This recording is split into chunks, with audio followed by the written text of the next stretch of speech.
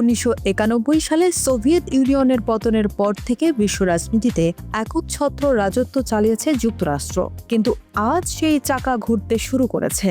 প্রশ্ন উঠেছে, তাহলে কি একক পরাশক্তি হিসেবে আমেরিকার পতনের ঘণ্টা বেজে গেছে? কয়েক দশক ধরে বাণিজ্য, প্রযুক্তি, ন্যাটো জোট এবং বিশ্বস্ত কূটনৈতিক সম্পর্কের জোট ধরে বিশ্ব শাসন করেছে ওয়াশিংটন। তবে আজ যে বিশ্ব ব্যবস্থা যুক্তরাষ্ট্র নিজে গড়ে তুলেছিল, সেখানেই তারা ক্রমশ একা হয়ে পড়েছে।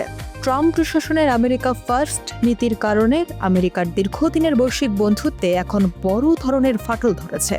বৈশ্বিক স্বার্থ বা আঞ্চলিক স্থিতিশীলতার চেয়ে ওয়াশিংটন এখন কেবল নিজস্ব বাণিজ্যিক লাভ ক্ষতিকেই প্রাধান্য দিচ্ছে। অতিরিক্ত শুল্ক আরোপের ফলে বিশ্বজুড়ে অর্থনৈতিক অস্থিরতা তৈরি হয়েছে। দীর্ঘদিনের মিত্র ইউরোপ দেশগুলো এখন আমেরিকার উপর অস্থিতিশীল নির্ভরতা কমাতে বাধ্য হচ্ছে। ন্যাটোর ভেতরে তৈরি হয়েছে চরম অবিশ্বাস। স্পেন, কানাডা কিংবা ন্যাটোর প্রধান শরিকদের প্রতি ওয়াশিংটনের হুমকি আর বাণিজ্য যুদ্ধের কারণে ইউরোপ এখন নিজস্ব প্রতিরক্ষা, স্বাধীন প্রযুক্তি এবং বিকল্প বাণিজ্যিক বন্ধু খুঁজতে শুরু করেছে। এমনকি 2025 সালে ইউরোপের সামরিক ব্যয় 14% বাড়িয়ে $864 বিলিয়ন নিয়ে যাওয়া এবং মার্কিন অস্ত্র কেনা অর্ধেকে নামিয়ে আনা সেই বার্তাই দেয়।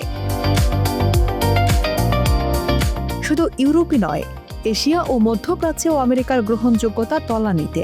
ইরানের সঙ্গে সম্পর্ক তলানিতে ঠেকা এশীয় দেশগুলোর জন্য ট্রাম্পের খামখেয়ালি নীতি এবং চীনকে মাথায় রেখে তাইওয়ানের কাছে অস্ত্র বিক্রি স্থগিত করার সিদ্ধান্ত জাপান ও দক্ষিণ কোরিয়ার মতো বিশ্বস্ত মিত্রদেরও পুনর্বিবেচনা করতে বাধ্য করছে।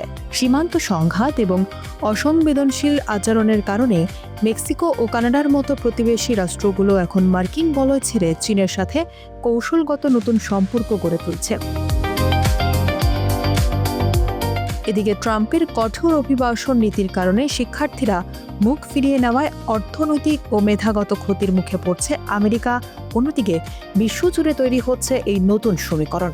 আগামী দিনে ওয়াশিংটনে যেই ক্ষমতায় আসুক না কেন, তাকে এমন এক পৃথিবীর মুখোমুখি হতে হবে যেখানে দেশগুলো আমেরিকা কি দিল তা না ভেবে আমেরিকাকে ছাড়াই কিভাবে পথ চলা যায় সেই উপায় খুঁজবে। যুক্তরাষ্ট্র আর একক কোনো পরাশক্তি নয়, আমেরিকা ফার্স্ট নীতি তাদের বিশ্বমঞ্চে একাকিত্বের দিকে ঠেলে দিচ্ছে।